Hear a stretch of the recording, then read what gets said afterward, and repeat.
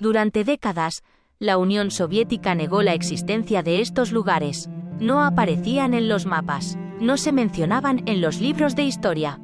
Y sin embargo, llegaron a extenderse por miles de kilómetros. Hoy los conocemos como el sistema Gulag.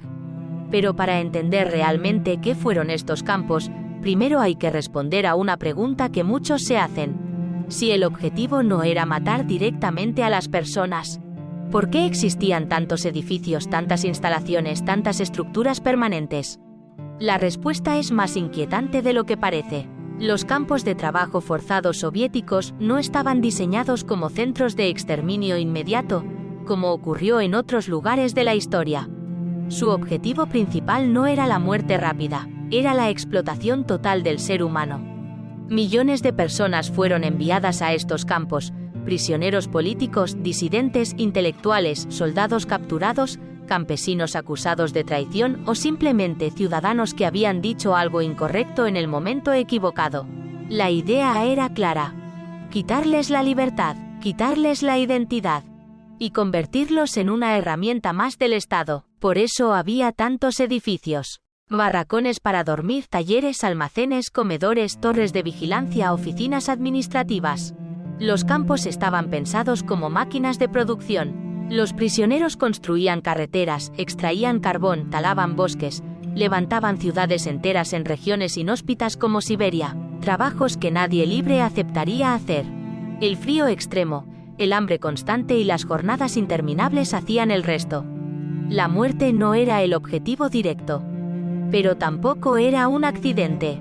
Las condiciones eran tan duras que miles morían cada año. Y el sistema simplemente los reemplazaba con nuevos prisioneros. Desde el punto de vista del poder, era más eficiente mantener con vida a los trabajadores el tiempo suficiente para exprimirlos al máximo, antes de que el desgaste acabara con ellos. Por eso los edificios eran sólidos. Por eso algunos campos funcionaron durante décadas. No eran lugares temporales, eran parte estructural del país. Otro detalle que suele sorprender es que muchos campos estaban cerca de proyectos industriales o recursos naturales. No se construían al azar. Cada campo tenía una función económica. Cada prisionero era un número más dentro de un sistema gigantesco. Y sin embargo, durante años, la existencia de estos lugares fue ocultada o minimizada.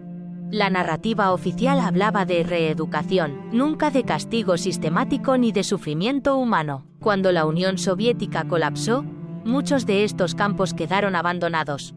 Barracones vacíos, alambradas oxidadas, edificios tragados por la nieve y el tiempo. Para comprender por completo por qué estos campos tenían tantos edificios y por qué funcionaron durante tanto tiempo, es necesario entender que el Gulag no era un lugar concreto, sino un sistema gigantesco que llegó a extenderse por todo el territorio soviético, desde Europa del Este hasta los rincones más inhóspitos de Siberia. No era un conjunto improvisado de prisiones, era una red organizada, administrada desde el Estado con normas, jerarquías y objetivos económicos muy claros. Cada campo funcionaba como una pequeña ciudad cerrada. Había zonas para los prisioneros, zonas para los guardias, áreas administrativas, talleres, almacenes, cocinas, enfermerías e incluso oficinas de planificación. Esto explica por qué muchos de estos lugares contaban con infraestructuras sólidas y permanentes. No estaban pensados para desaparecer en pocos meses. Estaban diseñados para operar durante años, incluso décadas. Los prisioneros eran enviados a construir carreteras, excavar minas, levantar presas, extraer madera o trabajar en fábricas situadas en lugares donde la vida normal era prácticamente imposible.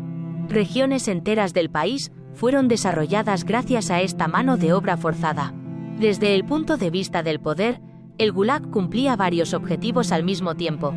Castigaba, controlaba, aislaba y explotaba. Cuando alguien moría, el sistema no se detenía, simplemente llegaba otro prisionero para ocupar su lugar. Por eso los barracones se llenaban una y otra vez. El sistema no dependía de individuos, sino de números.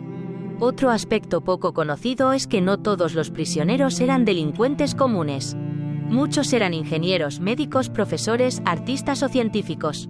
Personas altamente cualificadas que el Estado utilizaba cuando lo necesitaba y descartaba cuando dejaban de ser útiles. En algunos campos existían talleres especializados donde se desarrollaban proyectos técnicos o industriales. Incluso allí, bajo vigilancia constante, el conocimiento humano era explotado. Y mientras todo esto ocurría, el resto del mundo sabía muy poco. La propaganda soviética presentaba estos campos como centros de reeducación, lugares donde las personas aprendían a ser ciudadanos útiles, nunca como espacios de sufrimiento sistemático. Durante años, cuestionar esta versión oficial era peligroso. Hablar del Gulag podía significar acabar en uno. No fue hasta décadas después, con la apertura de archivos y los testimonios de supervivientes, cuando la magnitud real del sistema comenzó a salir a la luz. Hoy muchos de estos campos están en ruinas. La naturaleza ha ido reclamando el espacio. La nieve cubre los restos de barracones y torres de vigilancia. Hoy algunos pueden visitarse, no como atracciones turísticas, sino como recordatorios silenciosos de lo que ocurre cuando un sistema coloca al Estado por encima de la vida humana.